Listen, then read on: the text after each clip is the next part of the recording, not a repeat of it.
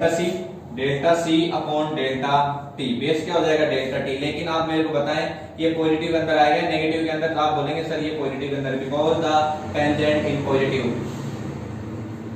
ठीक है, ये हमारे इस टाइप से आ गया। तो ये तो हमारे पास ग्राफ हो गए। अब ग्राफ से अपने को फॉर्मूला भी चेक करना है कि वास्तव में ऐसा होता है क्या, ये अपने को चेक करना है। तो ये मैंने लिया ग्राफ, ठीक है, t इक्वल टू ये 0 टाइम है।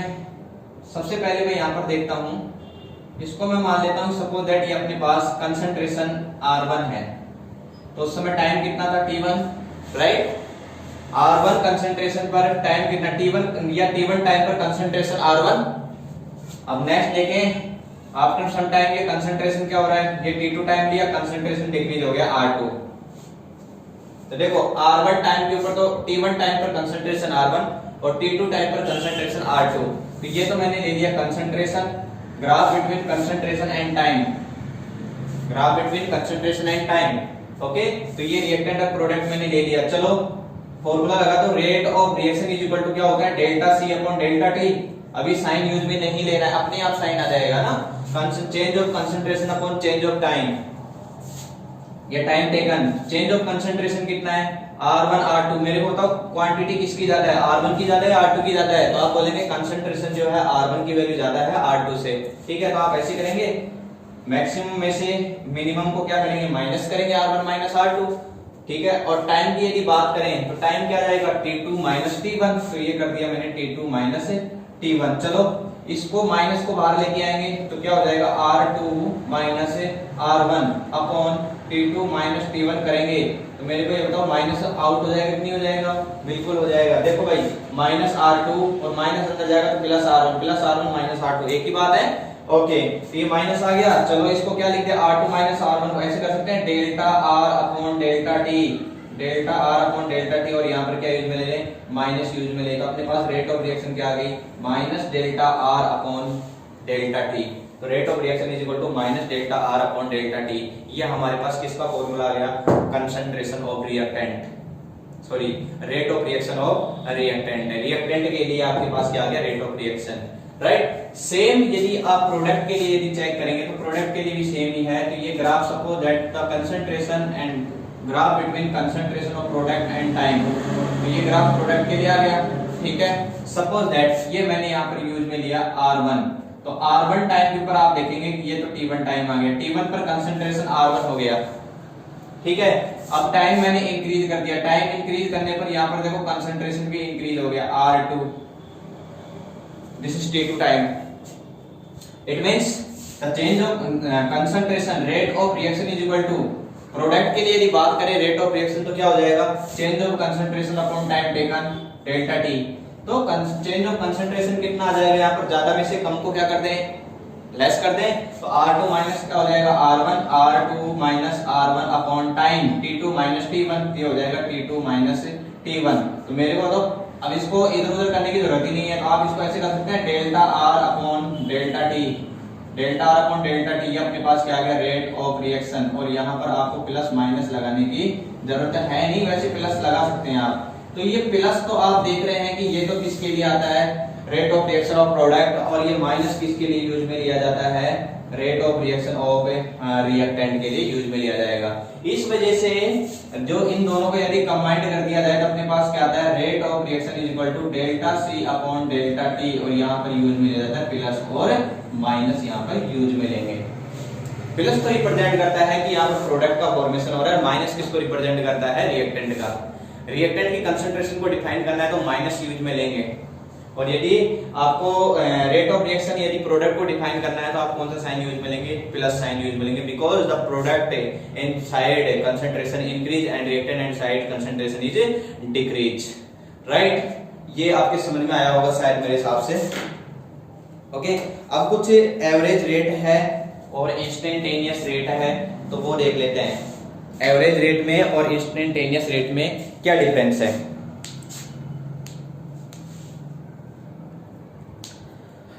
Okay, so look it next topic average rate. यहीं से ही मैं डिफाइन कर रहा हूं एवरेज रेट को और इंस्टेंटेनियस रेट को। ओके, तो एवरेज रेट होती क्या है,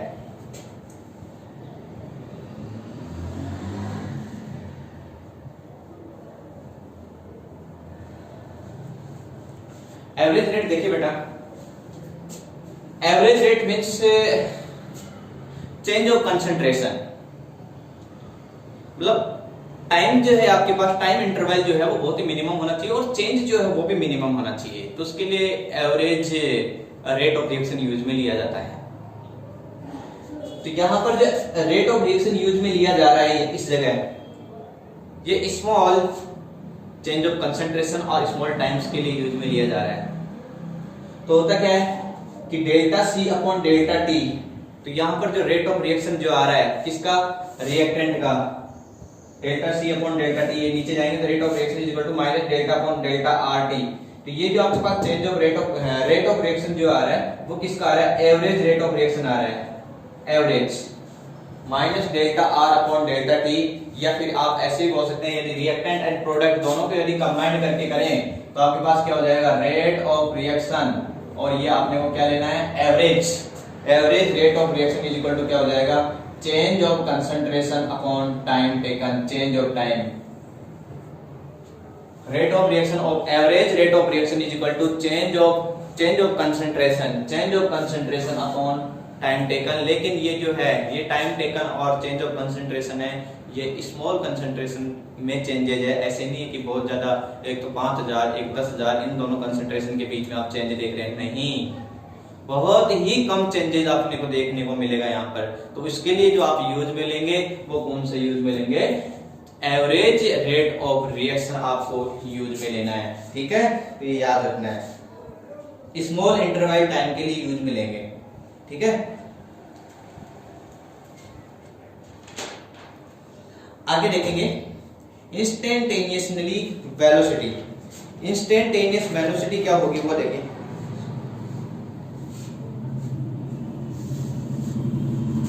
इंस्टेंटेनियस वेलोसिटी बोल दे या इंस्टेंटेनियस रेट ऑफ रिएक्शन बोल दे, बात एक ही है, कई जगह आपको वेलोसिटी भी मिलेगा वही, है ना।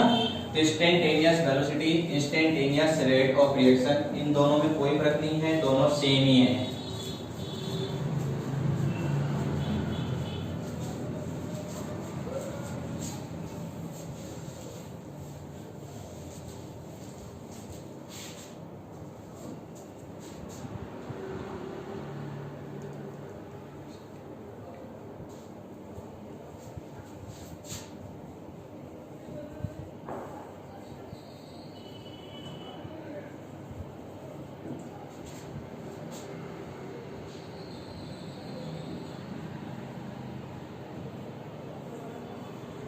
Instantaneous rate of reaction. What is instantaneous rate of reaction? The define of instantaneous rate of reaction. ये आप how to define of instantaneous rate of reaction. Instantaneous rate of reaction कैसे define करेंगे आप? तो very important तो क्या इतना important तो नहीं है ना, लेकिन याद रखना है कि instantaneous जो होता है ना पर्टिकुलर किसी पॉइंट के लिए यूज में लिया जाता है।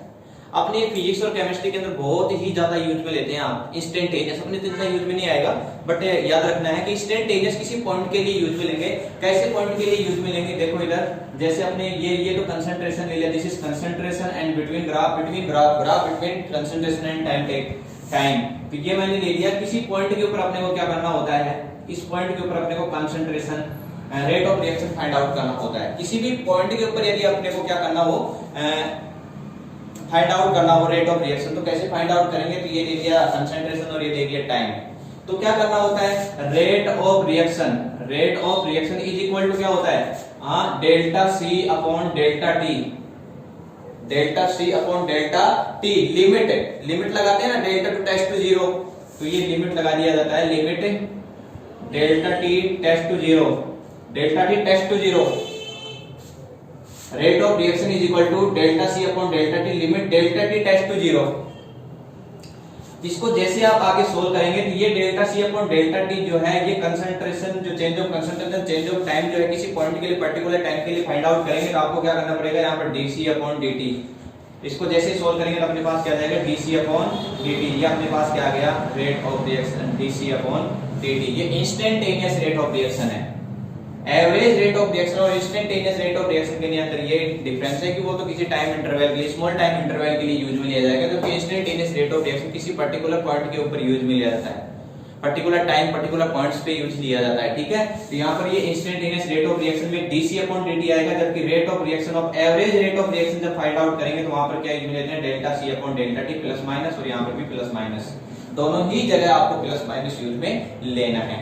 ये इंस्टेंटेनियस रेट ऑफ रिएक्शन हो गया। तो क्या है, the actual rate of reaction as certain moment is called instantaneous rate of reaction, ठीक है। The actual rate of reaction as certain moments is called instantaneous rate of reaction, ठीक है। तो इसको मैंने रिप्रेजेंट कर दिया, कंप्लीट हो गया आपका रेट ऑफ रिएक्शन। अब कुछ चीजें मैं आपको बताने जा रहा हूं। Rate of reaction and stoichiometry के बीच में क्या रिलेशनशिप है वो मैं आपको बताने जा रहा हूं, ठीक है। तो ध्यान से देखेंगे, ये कंप्लीट हो गया आपका the relationship between rate of reaction and stoichiometry.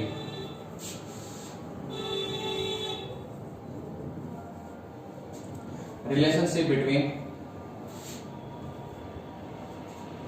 between rate of reaction and stoichiometry।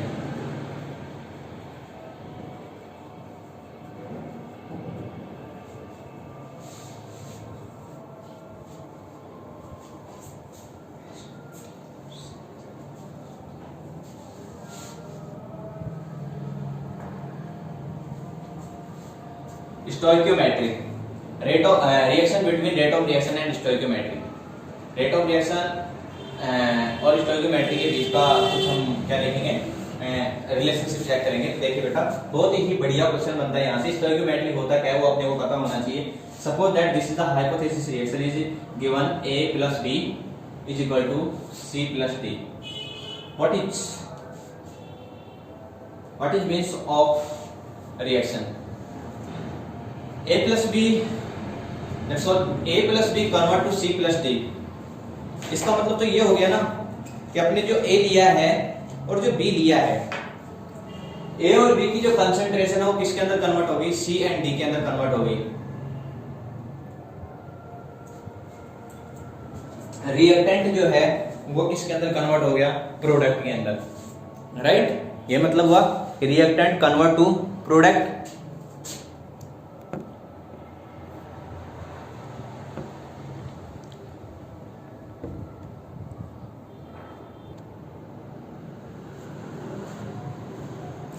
Reaction between rate of reaction and stoichiometry, right?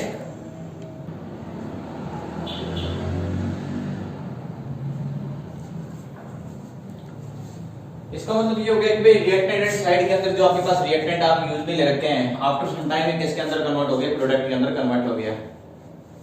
देखो भाई, एक बात होता है कि 0% कन्वर्ट होना, 100% कन्वर्ट होना, 50% कन्वर्ट होना, 75 कन्वर्ट होना, ये सब हाइपोथेसिस रिएक्शन है। हम कैलकुलेट करके आगे रिएक्शन के अंदर फॉर्मूला फाइंड आउट करेंगे, ठीक है।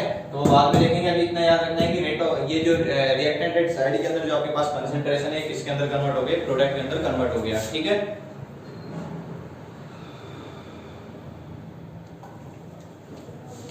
अब इसके अंदर होता क्या है,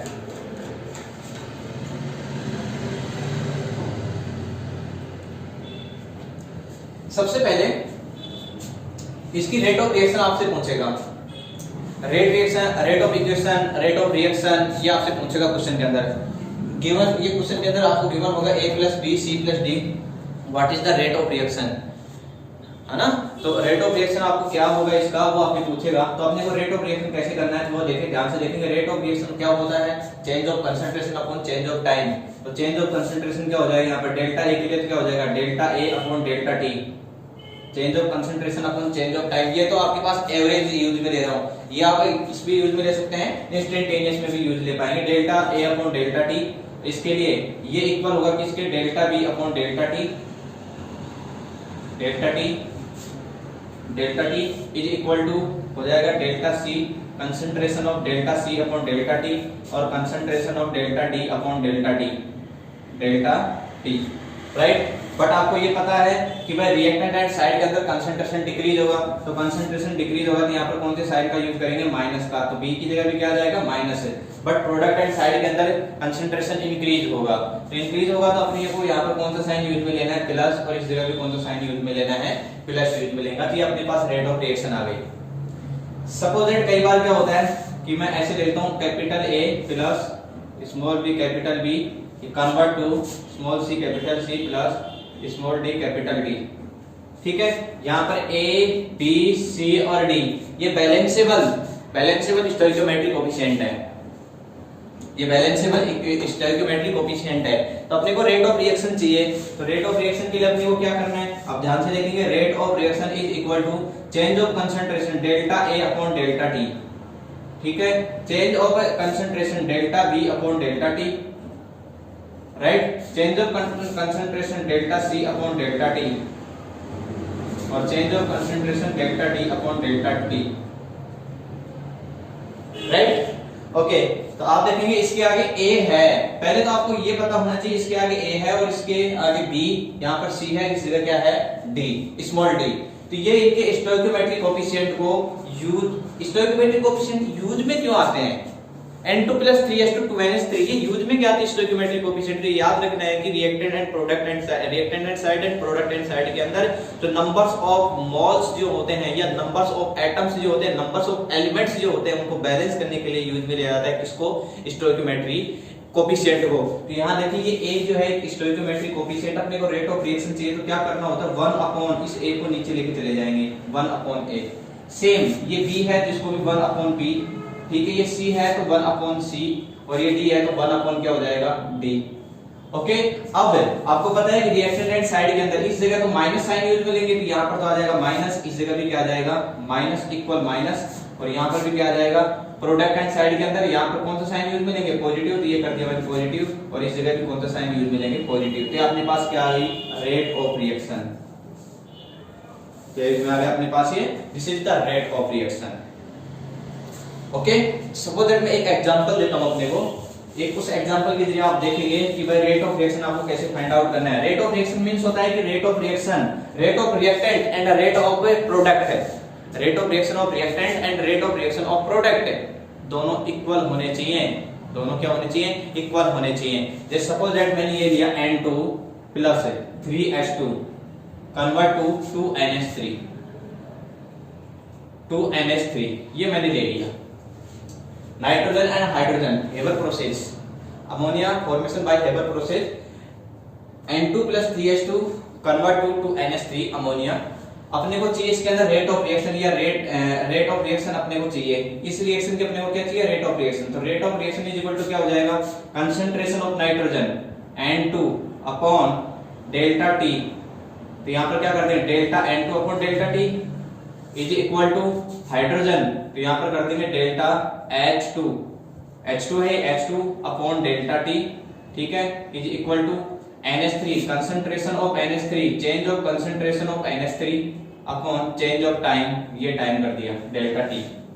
आई एम राइट। अपने को क्या करना है, इसके आगे N2 + 3H2 NH3, तो देखो इसके आगे कोई भी स्टोइकियोमेट्रिक कोएफिशिएंट नहीं है, इट मींस यहां पर कुछ नहीं लगाना, ठीक है। इसके आगे कितना, हाइड्रोजन से आगे 3 नंबर कनेक्टेड है, 3 स्टोइकियोमेट्रिक कोएफिशिएंट, इसको बैलेंस करने के लिए यहां पर आपको 1/3 यूज में लेना पड़ेगा, ठीक है। अब इसको 2NH3 है, इसको बैलेंस करना है तो इसके लिए आपको क्या करना पड़ेगा, 1/2। इसका मतलब क्या हो गया, रेट ऑफ रिएक्शन जो है ये इस नाइट्रोजन के इक्वल है, और नाइट्रोजन की जो change of rate of reaction जो हाइड्रोजन के इक्वल है और इसके इक्वल हो जाएगा, और रेट ऑफ रिएक्शन जो है इस NH3 के भी क्या रहेगा, इक्वल, H2 के भी क्या रहेगा, इक्वल, और N2 के भी क्या रहेगा, इक्वल। और ये नाइट्रोजन और हाइड्रोजन और NH3 ये तीनों के तीनों भी एक दूसरे के क्या रहेंगे, इक्वल ही रहेंगे। इसको आप इसके इक्वल करके हाइड्रोजन की कंसंट्रेशन फाइंड आउट कर सकते हैं। सपोज दैट आपको ये दे रखा है क्वेश्चन के अंदर, टाइम टेकन दे रखा है, ये हमें मतलब ये क्वेश्चन के अंदर ये भी दे रखा है, हमने को ये फाइंड आउट करना है change of concentration of hydrogen, तो तुरंत आ जाएगा, इसको इसके इक्वल कर दो, आंसर आ जाएगा। बात समझ में आ रही है। सपोज कई बार रेट ऑफ रिएक्शन दे देता है, रेट ऑफ रिएक्शन दे देगा अपने को क्वेश्चन के अंदर दे देगा, और अपने को क्या पूछेगा, नाइट्रोजन की वैल्यू दे देगा, टाइम टेकन पूछ लेगा, भाई टाइम कितना यूज में आया यहाँ पर, तो आप यहाँ पर नाइट्रोजन की वैल्यू रखेंगे, रेट ऑफ रिएक्शन रखेंगे, डेल्टा T फाइंड आउट कर लेंगे। समझ में आ रही बात। और कई बार वो क्वेश्चन डायरेक्ट ही पूछ लेगा ऐसे, बट अभी ये सही नहीं है। क्या करेंगे इसके लिए, रिएक्टेंट साइड के अंदर कौन सा साइन यूज में लेते हैं, माइनस का, तो इस जगह माइनस यूज में लेना है, तो इस जगह ये भी हाइड्रोजन रिएक्टेंट साइड के अंदर माइनस यूज में लेंगे, और NH कौन सी साइड के अंदर है, प्रोडक्टेंट साइड के अंदर है, तो कौन सा साइन यूज में लेंगे, पॉजिटिव साइन यूज में लेंगे यहाँ पर। तो अपने पास ये अब कंप्लीट रेट ऑफ रिएक्शन हो गई। This is complete rate of reaction. Okay, देखो एक एग्जांपल है, वो एग्जांपल मैं आपको बुक का ही एग्जांपल वो बता देता हूं। 2A convert to C plus D, 2A convert to C plus D, right. अपने को रेट ऑफ रिएक्शन चाहिए, तो रेट ऑफ रिएक्शन क्या हो जाएगी, रेट क्या हो जाएगी इस रिएक्शन की, तो लगा दो change of concentration of A upon T is equal to delta C upon delta T is equal to delta D upon delta T। ये अपने को ये लगाना ना भूले, ये स्क्वायर ब्रैकेट, नहीं तो आंसर रॉन्ग हो जाएगा। ओके, अब 2 है तो 1/2 कर दो, इसमें कुछ नहीं है छोड़ दो, इसके अंदर कुछ भी नहीं है छोड़ दो। रिएक्टेंट साइड के अंदर माइनस साइन यूज में लेंगे, प्रोडक्टेंट साइड के अंदर कौन सा साइन यूज में लेंगे, पॉजिटिव साइन यूज में लेंगे। ये अपने पास क्या आ गया, rate of reaction. Okay, this is rate of reaction. Suppose that hydrogen and nitrogen, इस टाइप से क्वेश्चन न देके, और आपको हो सकता है कि ये क्वेश्चन आयनिक कंपाउंड का क्वेश्चन देते हैं, तो आयनिक कंपाउंड का क्वेश्चन किस टाइप से वो देख ले। 5Br negative plus BrO3 negative plus 6H positive convert to 3Br2 plus 3H2O। ठीक है, ये अपने को रिएक्शन दे दी। अब अपने को क्या चाहिए, रेट ऑफ रिएक्शन। क्या चाहिए, रेट ऑफ रिएक्शन। तो कैसे फाइंड आउट करेंगे रेट ऑफ रिएक्शन को, अपने को रेट ऑफ रिएक्शन चाहिए इसकी, तो कैसे करेंगे, तो rate of reaction is equal to क्या होगा, रिएक्टेंट साइड क्या है 5 है, तो 1/5, और रिएक्टेंट के लिए क्या यूज में लेते हैं, माइनस साइन यूज में लेंगे, तो ये कर दिया मैंने minus 1/5 delta Br negative, concentration of Br negative upon delta T is equal to BrO3 के लिए यदि यूज में ले तो कोई भी स्टोइकियोमेट्रिक कोएफिशिएंट यूज में नहीं आ रहा है, तो यहाँ पर माइनस साइन यूज में लेके delta BrO3 negative upon delta T is equal to 6H positive, तो minus 1/6 delta H positive upon delta T is equal to product side के अंदर है तो पॉजिटिव यूज में लेंगे, तो 1/3 stoichiometric coefficient delta Br2 upon delta T is equal to 3H2O, तो 1/3 delta H2O upon delta T। ये हमारे पास आ गया, this is rate of reaction. ये कंप्लीट अपने पास क्या हो गया, रेट ऑफ रिएक्शन हो गई। That's clear. तो ये याद रखना है बेटा कि अपने पास ये कंप्लीट रेट ऑफ रिएक्शन इस टाइप से आएगी। अपना rate of reaction is complete. अब यदि यूनिट की बात करें तो यूनिट तो मैंने करवा ही दिया है। एक चीज और भी है यहाँ पर, law of mass of action, जो कि मैं कल बताऊंगा आपको law of mass of action क्या होगा। आज के लिए इतना ही रखते हैं। लास्ट ईयर जो क्वेश्चन आया था वो आया था specific rate of reaction. What is specific rate of reaction, okay. तो इस साल तो आएगा नहीं वो स्पेसिफिक रेट ऑफ रिएक्शन, इसलिए वो उसको बताने की जरूरत भी नहीं है। वैसे बता देंगे लेकिन बताने की जरूरत है नहीं। चलो मैं आपके लिए कुछ क्वेश्चन दे देता हूं, तो आपको करना है। Question number first, what is the unit of rate of reaction. What is the unit of rate of reaction.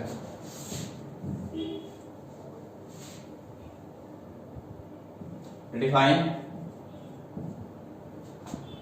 Rate of reaction. Third question,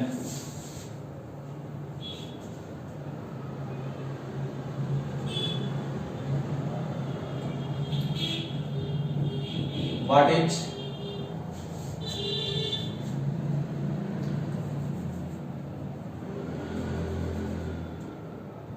plot A, या फिर ऐसे बोल दो मेड ए डायग्राम बिटवीन, या डायग्राम या फिर graph between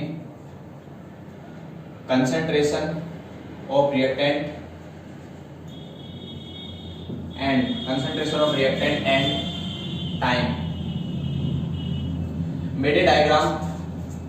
made a diagram या graph between change of concentration of reactant and time. change of concentration of reactant and time, right? ये अपने को करना है। आज के लिए इतना रखते हैं। थैंक यू बेटा।